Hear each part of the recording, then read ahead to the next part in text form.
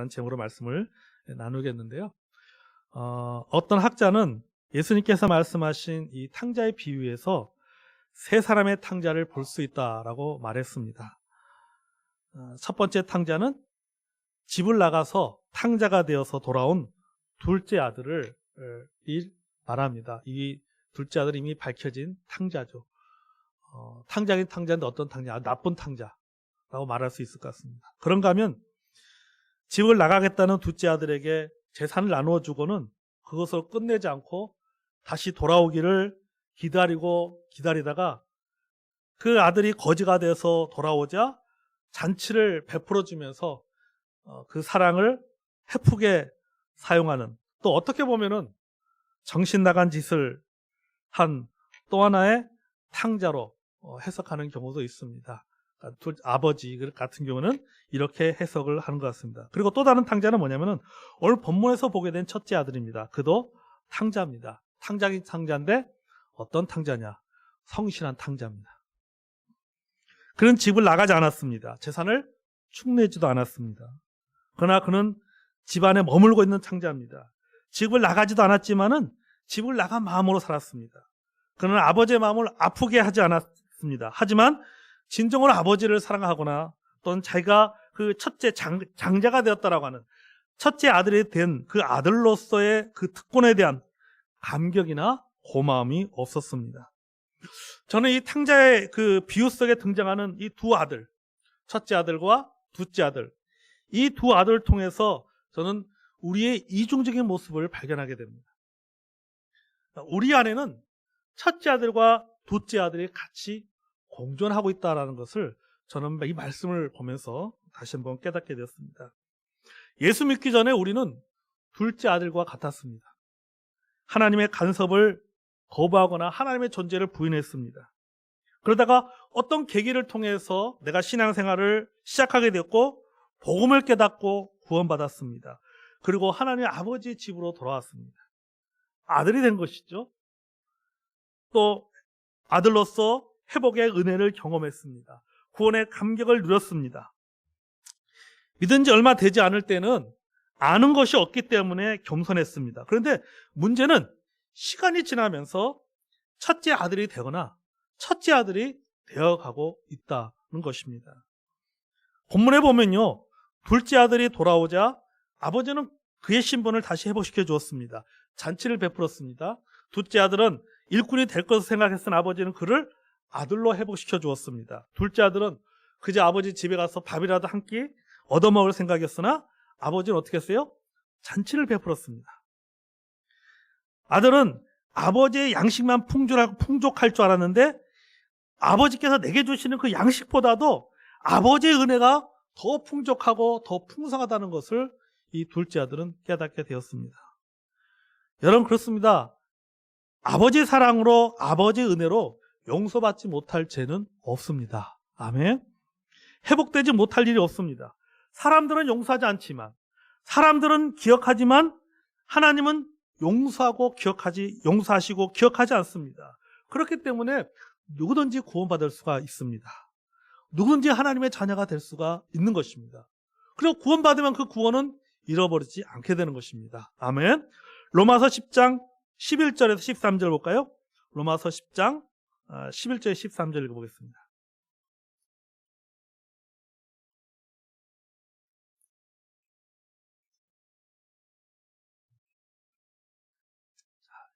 자, 11절 13절까지 찾았으면 로마서 10장 11절에서 13절. 예. 읽을까요? 자, 읽겠습니다. 시작.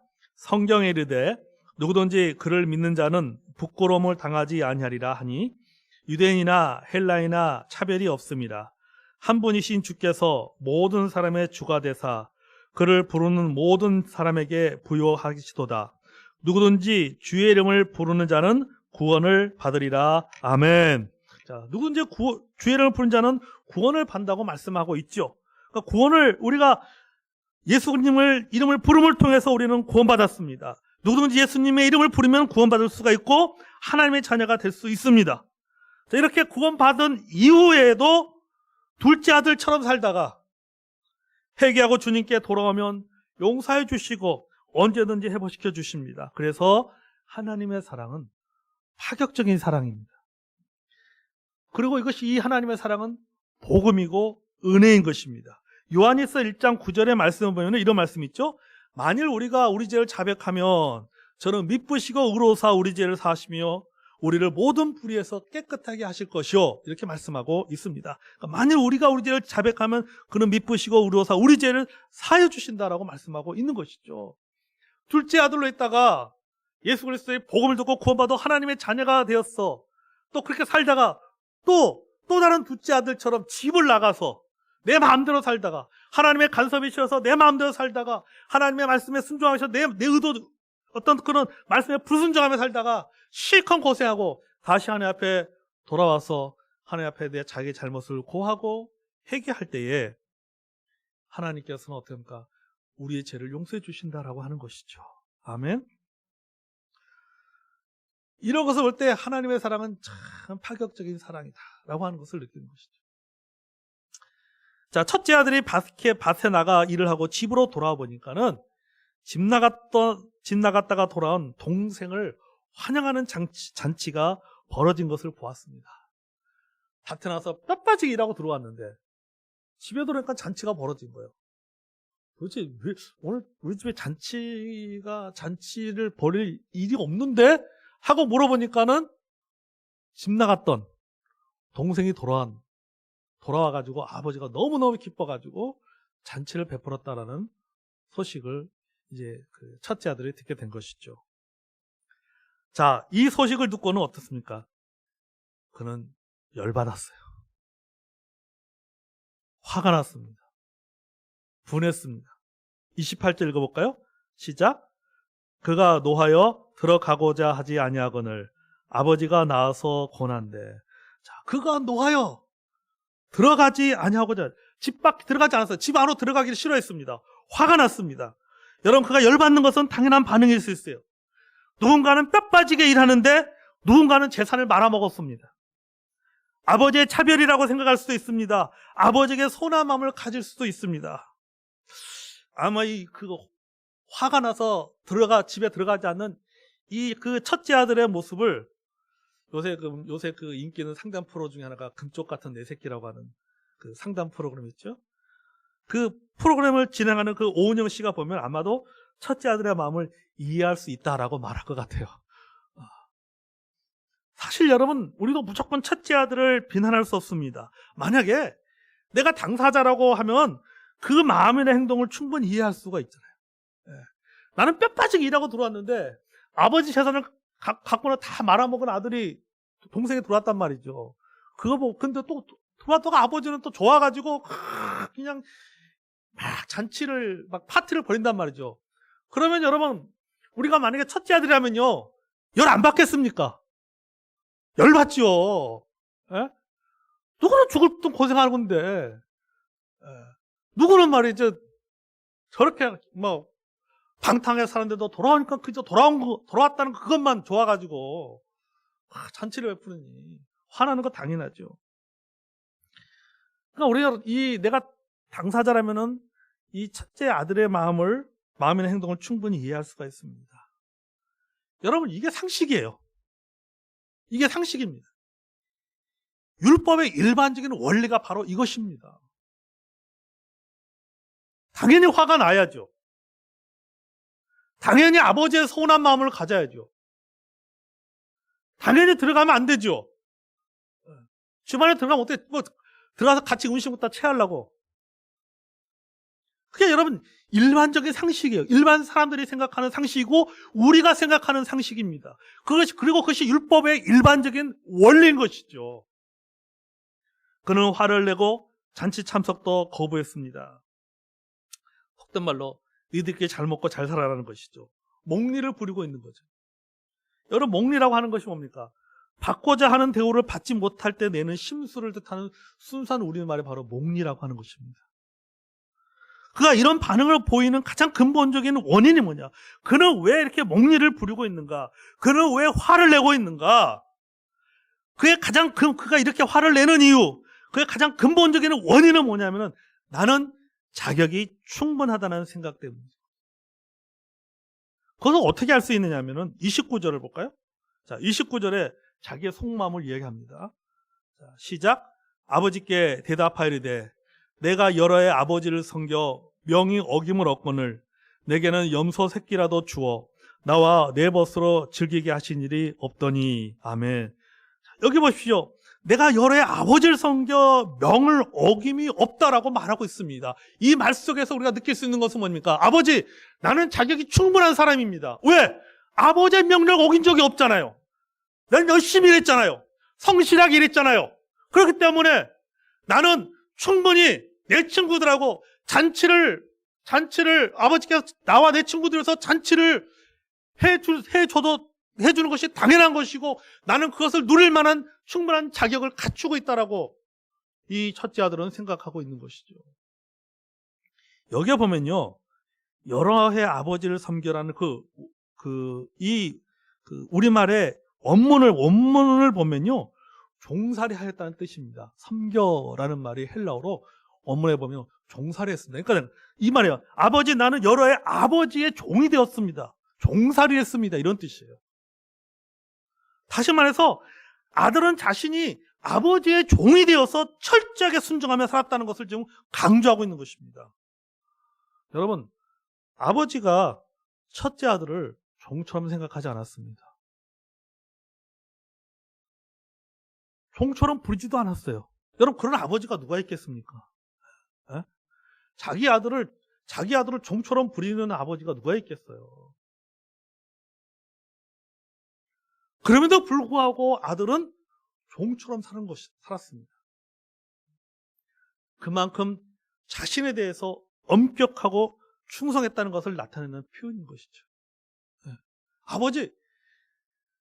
아버지가 나를 종처럼 여기지 않았을지 모르지만은 나는 내 스스로가 그렇게 종들이 일하듯이 그렇게 열심히 일했습니다라고 얘기하고 있는 거예요, 지금 아버지한테. 아버지, 내가 여러 해 동안 진짜 종들하고 똑같이 이렇게 내가 열심히 일했습니다. 아버지가 강요하지 않았지만은 그가 스스로 자기가 종이 돼서 일한 거예요. 그러니까 이런 표현을 통해서 뭘 했습니까? 그가 스스로 열심히 일을 했다라고 하는 것을 지금 아버지한테 어필하고 있는 것이죠. 그렇기 때문에 첫째 아들은 자신도 잔치를 받을 충분한 자격이 된다라고 생각했습니다. 그런데 아버지가 그렇게 대우해주지 않는 것 같아서 이 섭섭함이 쌓여서 폭발하고 말았습니다. 여러분, 이것이 첫째 아들의 문제고 바리새인의 문제고 우리의 문제예요. 여러분, 우리 누가복음 15장의 배경은 어떤 내용입니까? 누가복음 15장 얘기가 일찍 나왔잖아요. 그죠? 바리새인들이나 서기관들이 예수님이 죄인들하고 이렇게 같이 지내는 걸 보면서 비난하자 이제 이야기를 하시는 거잖아요. 네. 지금 뭐 잃어버린 양의 비유라든지 드라크마의 비유라든지 그리고 이제 그 탕자의 비유를 하고 있는 것이죠. 여러분, 아까 말했지만 이 아버지는 아들을 종처럼 여기지 않았습니다. 그런데 첫째 아들이 자기가 스스로 종처럼 일을 했습니다. 그러니까 자기 자신에서 굉장히 엄격하게 적용을 한 것이죠. 자, 여러분, 예수님은 이 비유를 통해서 첫째 아들을 누구를 상징하면서 지금 이야기하고 있는 것이죠? 바리새인들을 상징하면서 얘기하고 있는 것입니다. 바리새인들. 여러분, 유대인들은 특히 바리새인과 서기관들은요, 하나님이 정해신 율법 외에도 규칙을 더 많이 달았습니다. 그렇게 한 이유는 한 가지입니다. 율법을 좀 더 철저하게 지키기 위해서예요. 성전에서 기도하는 바리새인의 기도의 내용을 통해서 우리는 이 사실을 잘 알고 있습니다. 그런데 예수님은 바리새인들의 이런 모습을 비난했습니다. 그들은 자신들이 충분한 자격이 된다고 생각했는데 예수님은 아니다라고 생각했습니다. 오히려 둘째 아들 같은 죄인들이나 세리들을 친구로 삼았습니다. 그러니 그들이 열받을 수밖에 없었고 결국 예수님을 체포해서 재판에 넘겼던 것이죠. 그러니까 첫째 아들이 열받은 거하고 바리새인들이 열받은 거하고 똑같은 거예요. 첫째 아들이 자신이 아버지가 종처럼 살라고 얘기 안 했음에도 불구하고 그가 스스로 종처럼 그렇게 열심히 일한 것이나 아니면은 바리새인들이 하나님이 정해놓으신 율법에 플러스 추가로 더 많은 규칙들을 만들어서 그 율법을 철저하게 지키려고 했던 것이나 똑같다라고 하는 것이죠. 비교해보면 똑같은 거예요. 그런 걸 지키면서 어떻게 스스로가 난 이렇게 지켰기 때문에, 난 이렇게 이랬기 때문에 나는 자격이 충분하다라고 생각하는 것이죠. 나는 자격이 충분하다고 생각한다는 하는데 그걸 누가 인정해주지 않는 거예요? 예수님이 인정해주지 않는 거예요. 예수님 그거에 대해서. 그러니까 열받는 것이죠. 첫째 아들처럼 바리새인과 서기관들이 열받고 열받다 보니까는 결국은 예수님을 체포한 그런 과정까지 나가게 되는 것이죠. 오늘날도 보면 이와 비슷한 일들이 우리 주변의 교회들에서 또 성도들 가운데 일어나는 것들을 보게 됩니다. 어떤 분들은 내가 교회를 위해서 열심히 봉사했는데 직분을 주지 않는다고 떠납니다. 나보다 교회에 늦게 나온 사람이 먼저 직분을 받고 인정받는다고 마음 상해서 떠나는 그런 사람들도 있습니다. 이렇게 열심히 섬겼는데 목사님도 몰라주고 성도들도 몰라준다고 소문해서 교회를 떠납니다. 한편으로는 이해가 되지만 이것은 하나님이 주신 은혜를 은혜로 여기지 못하고 당연하게 여기는 마음의 태도라고 하는 것이죠. 나는 충분한 자격이 있다고 생각하기 때문입니다. 여러분, 바울은 고린도전서 15장 10절에서 이렇게 고백했잖아요. 그러나 내가 나 된 것은 하나님의 은혜로 된 것이니, 내게 주신 그의 은혜가 헛되지 아니하여 내가 모든 사도보다 더 많이 수고했으나 내가 한 것이 아니오 오직 나와 함께 하신 하나님의 은혜로다, 이렇게 고백합니다. 굉장히 유명한 고백 아니에요. 바울은 누구보다 더 열심히 일했던 사람이잖아요. 누구보다 더 열심히 섬겼던 사람입니다. 그렇지만 그것이 다 하나님의 은혜라고 고백하고 있습니다. 그 은혜가 뭐예요? 구원받은 은혜요, 하나님의 사도가 된 은혜인 것이죠. 하나님께 나에게 이런 은혜를 주셔서 내가 사도가 되었고, 하나님께 이런 나를 구원해 주셔서 하나님의 자녀가 되었다라고 그런 고백하고 있는 것입니다. 10절에 앞서 9절에 뭐라고 말하는지 아십니까? 고린도서 15장 9절에 이렇게 말합니다. 나는 사도 중에 가장 작은 자라, 이렇게 표현해요. 그러면서 나는 하나님의 교회를 박해했으므로 사도라 칭함을 받기를 감당하지 못할 자니라. 나는 하나님의 교회를 박해하였다라고 말하고 있죠. 바울의 자기 자신의 과거의 모습을 말하고 있는 거예요. 과거의 모습. 나는 과거에 이런 사람이었다. 그럼에도 불구하고 하나님께서 나를 사도로 불러주셨다. 그래서 내가 더 많이 수고하는 것은 이렇게 불러주신 하나님의 은혜가 너무나도 크기 때문에 내가 더 많이 수고하는 것이다.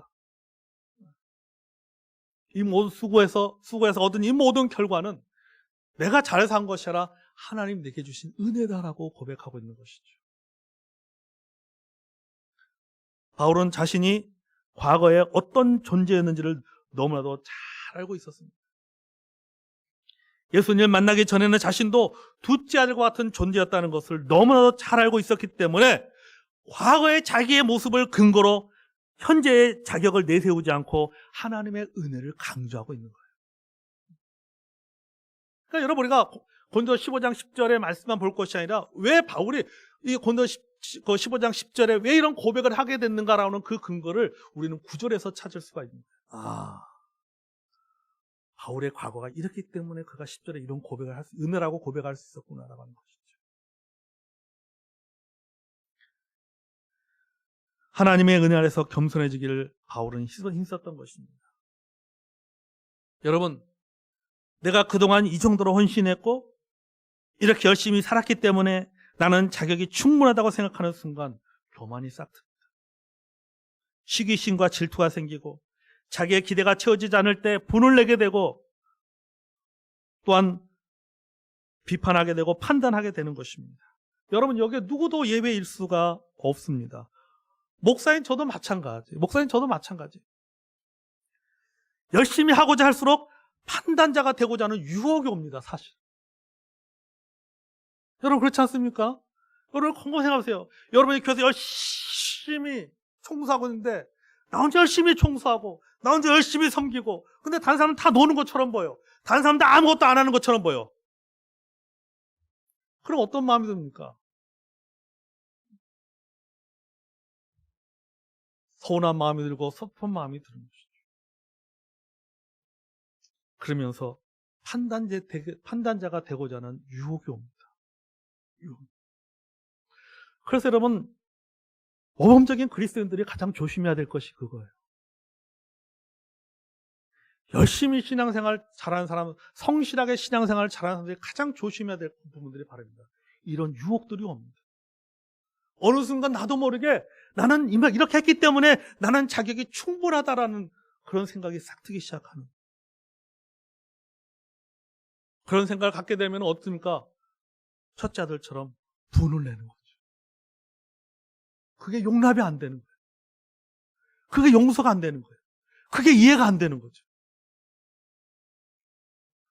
제가 알다시피 우리 성서침례교회가 뭐 50년, 60년 넘는 역사를 갖고 있지만 아직도 우리 한국 교회에서는 자리를 못 잡은 그런 교회입니다. 여전히 많은 사람들은 성서침례교를 잘 모릅니다. 제가 이 부산 지역에서 가장 친한 목사님이 저 부산 감천 문화마을에 가면 감천 순복음교회가 있습니다. 그 감천 순복음교회 목사님하고 굉장히 친해요. 그러니까 이 목사님이 소위 말해서 이 부산의 교계의 마당발입니다. 부산 교계에서 큰 일들을 많이 하시는 목사님인데, 제가 부산 성시아 운동본부에서 임원 맡아서 하는 것도 그분이 추천해서 들어가서 그 임원 활동을 했어요. 제가 문화예술 위원장인데요. 우리 이제 이사장이 수영역교회 이규영 목사님이시고, 그러니까 다 임원들이 다 쟁쟁한 교회 큰 게 목사님이란 말이죠. 근데 그 목사님이 저한테 그랬어. 뭐라 그러더라. 유 목사는 여기 들어와가지고 그래서 부산 교계의 가장 큰 공신력 있는 기관이고 한국에서도 가장 공신 있고 활동이 굉장히 활발한 이 기관에 같이 와서 활동을 해야 된다는 거예요. 왜냐하면 성서침례교회를 알릴 수 있는 길이 이거밖에 없다는 거예요. 큰 교회 목사님들이 그래야지 오해를 안 받는다. 그래서 그 목사님이 뭐 들어가서 뭐 이렇게 좀 활동을 하고 있습니다. 또 그래요. 방송도 마찬가지입니다. 이 방송사역 여러분 그게 별거 아닌 것 같죠? 제가 우리 목사님들 만나면요, 우리 친교회 성서침례교 친교 목사님들 만나면 제가 그런 얘기 합니다. 우리 성서침례교는 자꾸 알려야 됩니다. 교회 이름을 자꾸 알려야 됩니다. 우리를 위해서뿐만 아니라 우리 다음 세대들을 위해서도 자꾸 알려야 됩니다. 그래서 방송을 좀 하시라고. 제가 연결을 시켜주고, 때로는 방송에 그런 라디오라든지 극동이라든지 또 여러 TV 이제 기독교 채널 같은 데 이렇게 연결시켜서 막 하라고 이제. 근데 이분들 그렇게 해도 이분들은 안 해요. 그게 뭐가 필요하냐고. 안 한단 말이죠. 그러니까 어떤 때는 내 남들은 열심히 뛰어낸다고 뛰어다니는데 어느 순간 그러다 보니까 어느 순간부터 자꾸 이제 그걸 판단해. 나는 하는데 저분들은 왜 안 해? 이런 거죠. 이게 저도 모르게 이제 그런 마음들이 막 생기는 것이죠. 이게 가장 조심해야 될 마음이에요. 그냥 그래서 제가 느끼는 거야. 신경 쓰지 말고 하나님께서 내게 주신 것이라면 하자는 거죠. 하나님께서 내게 보여주셨기 때문에 내가 하면 된다. 그렇죠? 여러분, 우리가 이런 유혹을 받을 수가 있어요. 그래서 늘 조심해야 돼요. 비교하지 않으려고 해야 됩니다. 하나님 앞에서 내 모습만을 바라보려고 자꾸 애를 써요.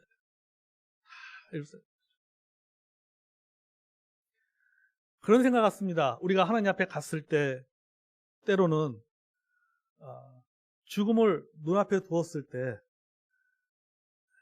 우리 그런 얘기 하잖아요. 돌아가시기 전에 많은 분들 만나서 얘기 들어보면 다 그런다. 내가 그렇게 했다. 옛날에 그렇게 다 부질없는 짓이었어. 굳이 그렇게까지 할 필요가 있었을까? 그런 얘기 다 한단 말이죠. 최소한 내가 그런 고백은 하지 말아야 되겠다. 그런 고백을 하다. 나와 다르다고 해서 선을 긋거나 무슨 거리를 두거나 그렇게 하지 말아야 되겠다. 저 사람은 저 사람이 가는 길이 있고 나는 내가 가는 길이 있고 저 사람은 저렇게 생각할 수도 있고 난 이렇게 생각할 수 있고 그렇게 생각을 해야지.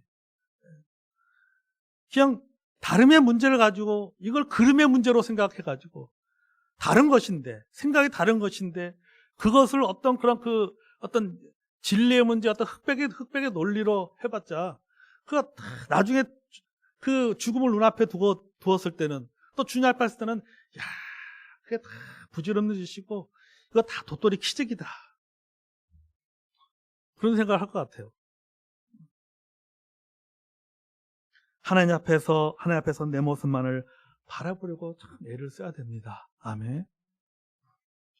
여러분 사람의 본성 중 하나가 다른 사람들로부터 인정받고자 하는 명예욕입니다. 이 명예욕은 나이가 들면서 더 강해진다고 합니다. 왜 강해지냐면요. 잊혀져 간다는 위기의식 때문이에요.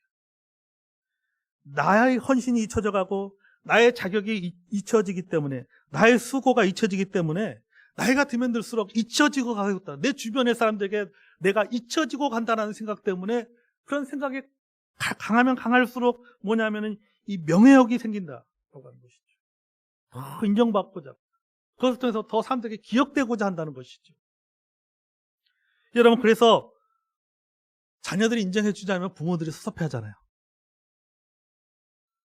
나의 수고를 자녀들이 인정해주지 않냐고 나의 그런 성김을 인정해주지 않으면 굉장히 섭섭해합니다. 이것이 상처가 됩니다. 이런 성향이 신앙생활에도 똑같이 적용이 됩니다. 그러니까 여러분 우리가 조심해야 된다는 거죠. 잊혀지는 것을 당연하게 생각해야 돼요. 사람이 시간이 지나면 잊혀지는구나. 잊혀지는 것을 당연하게 생각한다. 그것을 당연한 것으로 받아들이지 않냐고 그것을 순응하지 못하면은 자꾸 거기서 문제가 발생할 수밖에 없다라고 하는 것이죠. 여러분 30절을 보겠습니다. 30절. 자, 읽었어요. 시작. 아버지의 살림을 창녀들과 함께 삼켜버린 이 아들이 돌아오매 이를 위하여 살찐 송아지를 잡으셨나이다. 아멘.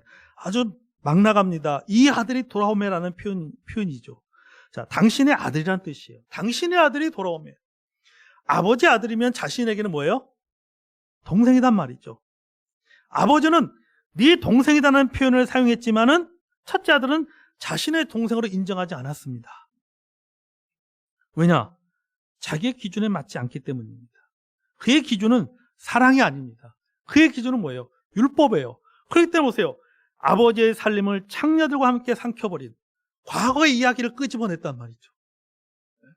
이 첫째 아들은 자기의 동생의 과거 이야기를 끄집어냈어요. 이미 과거 이야기는 누가 다 용서해줬어요? 아버지가 다 용서해줬어요. 아버지가 다 품었어요. 아버지가 아무 말도 하지 않는데 이 과거 이야기를 누가 끄집어내냐면은 첫째 아들이 그것을 끄집어내는 거예요, 지금. 왜냐하면 그의 기준은 율법이기 때문입니다. 아버지의 기준은 사랑인데 첫째 아들의 기준은 율법입니다. 그의 기준에 따르면 둘째는 자신의 동생이 될 수가 없습니다. 여러분, 우리가 주변에서 일어날 일들 보면요, 이런 반응들이 이렇게 보면요, 부모와 자녀 간의 관계, 그리고 또 형제와 형제 간의 그런 차이라는 그런 생각이 들어요. 여러분이 부모와 자녀 간의 관계는요, 보면 철저하게 사랑의 관계입니다. 이렇게 여기서도 보면 여러분, 아버지가 첫째 아들이나 둘째 아들이나 똑같이 사랑하잖아요. 그냥 아들이 안 들어오면 첫째 아들이 화나서 열받아서 안 들어오니까 아버지가 나가서 설득하잖아요. 들어가라고 착 설득하잖아요. 아버지가 아쉬울 게 없는데 아버지가 아쉬운 지금 표정을 하고 모습을 보여주는 것이죠. 이게 여러분 부모와 자식 간의 관계입니다. 그러나 형제 간의 관계는 조금 다른 것 같아요. 형제 간의 관계는. 부모와 자식 간의 관계는요, 그럼에도 불구하고 사랑하는 관계인데, 형제 간의 관계는요, 그럼에도 불구하고 사랑하는 관계라기보다는 부모 때문에 맺어진 관계이지. 부모 때문에 맺어진 관계가 되는 경우들이 많이 있잖아요. 그래서 부모가 돌아가시고 나면 형제 간에 멀어지는 것을 참 많이 봅니다. 또 형제와 형제 간의 어떤 그 중간의 매개체가 아버지나 어머니가 매개체가 되는데 부모가 매개체, 이 부모님이 다 돌아가시면 형제간만 남으면은 사실 이 중간 다리가 끊어지는 거거든요. 그러면 사실 형제들이 뭐 어떤 특별한 일이 아니면 사실은 이렇게 교류가 잘 이루어지지 않아요. 특히 요새 막 바쁘게 살다 보니까 교류가 잘 이루어지지 않는 것 같아요. 뭐 이게 바로 부모와 자녀의 관계, 그 다음에 형제와 형제 간의 관계가 아닌가 그런 생각이 듭니다. 여러분, 집에 안 들어가겠다고 고래고래 고함치고 분을 내는 첫째 아들에게 아버지가 먼저 손을 내밀고 타이릅니다. 31절과 32절을 읽어볼까요? 시작. 아버지가 이르되 너는 항상 나와 함께 했으니 내 것이 다 내 것이로되 이 동생은 죽었다가 살아났으며 내가 잃었다가 얻었기로 우리가 즐거워하고 기뻐하는 것이 마땅하다 하니라. 아멘. 여러분, 이것이 아버지의 마음이고 사랑이죠. 아버지가 첫째에게 하고 싶은 말이 있지만은, 아버지도 첫째에게 하고 싶은 말이 있지만은 한 수 접고 들어갑니다. 첫째가 이런 말을 하죠. 당신의 아들이 아버지의 재산을 말아먹었습니다라고 얘기합니다. 맞습니다. 이 재산의 소유권은 누구한테 있습니까? 아버지에게 있습니다. 동생이 말아먹은 재산은 자기 재산이 아니에요. 아버지 재산입니다. 첫째 아들의 소유가 아닙니다. 아버지가 자기 재산을 자기 마음대로 사용할 수 있습니다. 그런데 첫째 아들은 그 재산이 자기 것인 줄로 착각하고 있다라고 하는 거죠. 말은 그렇게 하지만 어떻습니까? 아버지 재산 그 제 거 아닙니까? 왜요? 제가 장남이잖아요. 율법에 의하면 재산의 3분의 1은 물려받아야 됩니다. 내가 장남으로서 아버지의 재산에 특별한 일이 없으면은 아버지의 재산의 3분의 1을 물려받을 자격이 있는데, 동생이 내 재산을 말아먹은 거 아닙니까? 이렇게 생각하고 있는 것이죠. 그러니까 이 첫째 아들은 뭡니까? 나는 아버지의 재산을 받을 충분한 자격이 있는 사람이다. 왜? 장남이잖아요. 장남이니까. 열심히 일했으니까. 충분한 자격이 있다라고 생각한 것이죠. 아버지가 물려줘야, 여러분, 사실은 그것은 아버지가 물려줘야 자기 재산이 되는 것입니다. 장남이기 때문에 당연히 자신의 재산이 될 것이라고 생각했다라고 하는 것이죠, 아들. 이 말은 뭡니까? 다른 말로 하면은 설교의 제목처럼 나는 자격이 충분합니다라고 생각한 것이죠. 그럼에도 불구하고 아버지는 첫째 아들 앞에서 약자가 됩니다. 그래, 내 재산은 다 네 것이 아니냐. 여러분, 이게 사랑이고 은혜입니다. 은혜가 지속되면은 당연하게 여기게 되고, 시간이 지나면은 권리나 자격으로 착각합니다. 탕자의 비유를 듣고 있는 바리새인과 서기관들이 그랬어요. 그들은 여러 민족 중에서 하나님부터 선택받은 것은요, 그건 자격이 아니라 뭡니까? 은혜예요, 은혜. 하나님께서 우리 민족을 선택할 수도 있단 우리 한민족을 선택할 수도 있지만 그게 아니라 하나님께서 아주 약소 민족을 선택했단 말이에요. 그 민족이 이스라엘 민족이잖아요. 그러니까 그들이 자격이 있어서 하나님 백성으로 선택받은 것이 아니라 하나님의 은혜라고 하는 것이죠. 하나님 일방적인 선택이고 호입니다. 그런데 시간이 지나면서 그들은 이것을 하나님 베풀으시니 선택받은 은혜를 이것을 자격이라고 생각하고 선을 긋고 교만해졌습니다. 그렇게 살지 못하는 민족이나 사람들을 무시하고 정죄했습니다. 그럼에도 불구하고 하나님은 그들을 사랑하셨습니다. 포기하지 않으셨습니다. 그렇기 때문에 이 땅에 예수 그리스도를 보내주신 것이죠. 아멘. 이런 말씀을 정리합니다. 첫째 아이나 둘째 아들이나 둘 다 틀렸습니다. 둘 다 탕자입니다. 하나는 집안의 탕자고 하나는 집 밖의 탕자입니다. 하나는 불량한 탕자고 하나는 성실한 탕자입니다. 그러나 아버지는 둘 다 사랑했어요. 화를 냈던 첫째 아들도 그래, 내 재산은 다 네 거야. 그렇게 품고, 집 나간 둘째 아들도 괜찮아. 죽었다가 너 죽은 전에 살아도 가면 얼마나 감사해. 괜찮아. 과거 신경 쓰지 마. 내가 이미 다 용서했어. 아버지는 둘 다 사랑했습니다. 여러분, 우리 안에는요, 두 가지 성향이 늘 존재합니다. 그럼에도 불구하고 하나님 우리를 포기하지 않고 사랑하십니다. 아멘. 내 안에 둘째 아들의 성향이 나오면요, 나를 기다리시는 하나님을 기억하며 돌아가야 됩니다.